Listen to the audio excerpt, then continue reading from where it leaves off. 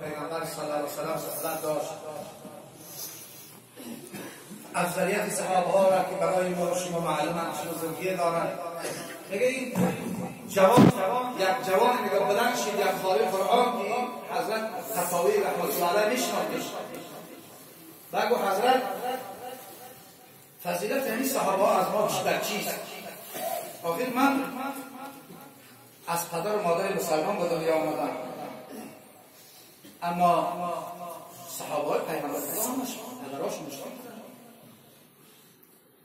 دوم چیزی که من از طفولیت از کودکی الحمدلله نمازهای امر خدا را این پنجگانه را میخوانم. خدای روز همه نمازها را الحمدلله خواندم، اما صحابه های پیغمبر گفت کی شدم بد نماز شدم. سوم من 30 جزء قرآن را از یاد میدانم، اما صحابه های پیغمبر گفت همش قرآن را از یاد نمیدانید چی فضیلت دارد؟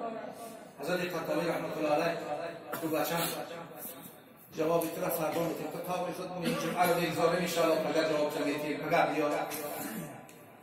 چون فرق داشت این پسر در همه نماز در پنجگانه نماز بود شرکت میکرد، چون فرق داشت در نماز بامداد شرکت نکرد. حضرت نماز خواندن قام دعا دادن و شیشتن به تلاوت قرآن که ناگاه جوان به یقینام آمد. گفت حضرت خطاوی خیستن گفتن چی شد بچه جان؟ چرا در نماز بامداد نبودی؟ تو همیشه خود در نمازا بودی، چرا نبودی؟ گفت ای بزرگ خدا همون سوالی که دیروز به تو دادم الله در خوابم جوابش را من دادم. چی جواب؟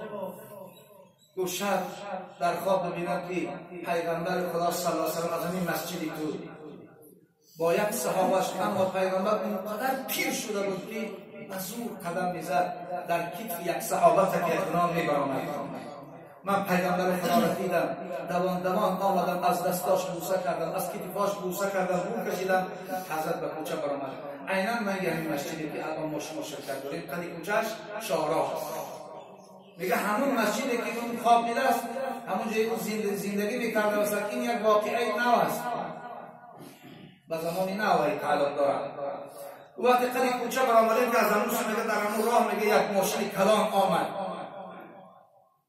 وقتی ما 3 کس دیگه در جای کنار شدن نبود، ترمز زیر کرد دیگر آمدن گرفت. ماشین هم وزنی، حضرت اون ماشین داریم. من دیگه جوانی کاری میگه ته دویدم بالا دیدم که اون سنگ یا اون سنگ از کجا آمد بود. حبیب خدا سنگ نیست گوش شد. بودم چی؟ میگه حتما همون صحابه که در تکیه پیغمبر خدا بود به کافتنی سنگ، به یگان دلیلگی، به یگان فکر سرش بودست در زیر چرخ ماشین مانده است تا که باز اندکترین خطر به پیغمبر خدا تهدید نکنه. این فضیلت صحابه پیغمبر خدا بود. اونقدر پیغمبر خدا را اونها دوست می‌داشتند، اونقدر محبت داشتند که حتی دنیا را یک لحظه بدون پیغمبر تصویر نمی‌کردند.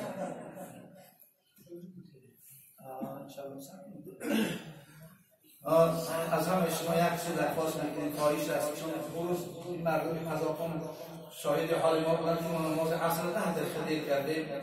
ما را همون کمیته دین فرار کرده بودند به خاطر همین بلندگویک‌ها را از ایشان خطیب قابل جان که 3,500 سامانیش باقی مونده است بسیار مورد جنجال کردن و دستور دادن که همین جمعه باید که همین کار حل کنیم. وزن اون چیز هم که از دکتر ناحیه درخواست داشت جواب نداد برای کمک کسری‌های سیم، برای کمک کسری‌های سیم یک کمک باید ایسا چون مسجد ما گزارت خواهش میکنم هم بشرها میگردن کسی شرایط دارد کمک کنند انشاءالله.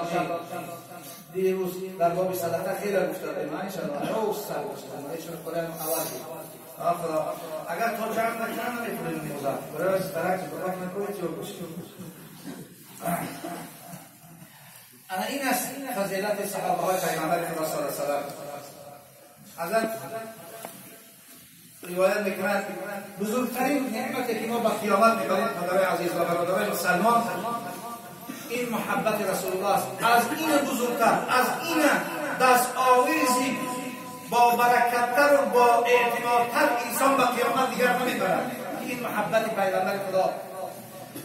حضرت عایشه مادرمون بیبی عایشه رضی الله تعالی عنها طاهره که خداوند وصفش در قرآن کرده میگن یک شب بسیار شب بود، البته یک حصه شب گذشتگی بود که هیچ وقت هیچ کس پیغمبر خدا را در این ساعت یعنی مزاحم نمیشه، دمش نمیداد و بی آزارشان میکرد. ناگاه در حجره ما تفتح شد.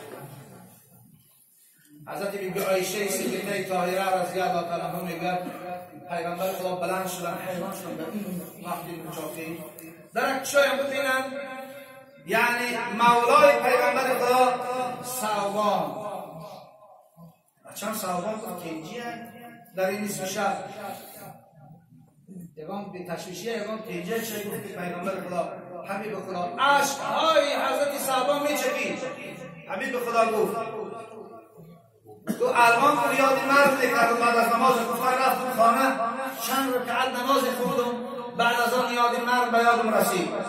روز مرگ ما را از تو جدا میکنن، این مسلم است که همه بودن. خدا میگه کل نفس ذائقة الموت. گفت وقت فراق فقط مرگ به خاطر آن را میترسم که من از تو جدا میکنم.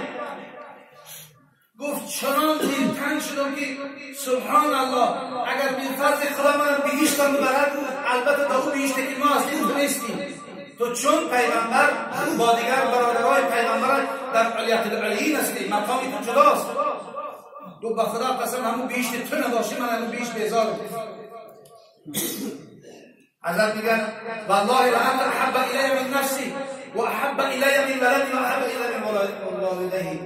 قسم به الله و پیغمبر خدا چنان دلتنگ شد که دیگر تا روز من دیگر فرصت نداد که شاید در روز در نماز بامداد رو بینم، هوا در نظر دنیا در نظر تنگ شد، دیگر مدار صبر از دست من از تو برم همین شدید تر ببینم روی زیبا من. قسم به الله گفت تو برای من از من دیده برای من تو عزیزتری. پیغمبر خدا از من دیده تو برای من عزیزتری. از پدر و مادری که من به دنیا آمدم سبب به دنیا آمدن ما شد از اونها دیده تو برای من عزیزتری. یک و یگانه یک فرزند دارم عزیز خدا قسم به الله 100 مراتب دیده از فرزندم بالاتر استی. گریه کرد. حضرت مولایی میگه جنت مرا به روی تو هم دوزخ است و هم عدو، سوختم زی رنگ و بو کفر ایوان بقا. همون جنت تو نباشی برای من دوزخ است، همون جنت تو نباشی برای من عدو دشمن است. من سوختم در این رنگ و بوی زیبا و از این بوی زیبای تو روز گرفته به پیغمبر خدا من در همون جنت تو نباشی من همون جنت بیزار بیم. اینقدر محبت داشتن صحابه. اینجا بود که پیغمبر خدا جواب نداد. فردا صبح جبرائیل امین آمد، این آیه و آورد سوره نساء 69 اعوذ بالله من الشیطان الرجیم و من یطیع الله و رسوله فاولئک مع الذین انعم الله علیهم من النبیین والصدیقین والشهداء والصالحین وحسن الله اولئک الرفیق. هر کسی که البته اطاعت خدا را کنه، پیروی از پیغمبرش کنه، پیغمبرش اگر شد سخن خدا را اگر قبول کنه، بدونه که در قیامت با همراه همین پیغمبرش با همراه صدیقین شهدا و صالحین که عجب رفیقای خوب هستند در قیامت با آنهاست. باید محبت به پیغمبر، ما باید محبت به پیغمبر داشته باشیم. اگر هر کسی نجات میخواهد در راه این نجات حقیقی است. برادر عزیز چند نفر را حق شده هم میکنیم بعد از اون سبحان الله رب العالمین و سلام علی المرسلین والحمد لله. گه کردم ساعتم چون تا پایان رسید است و بعضی ها کار میروند.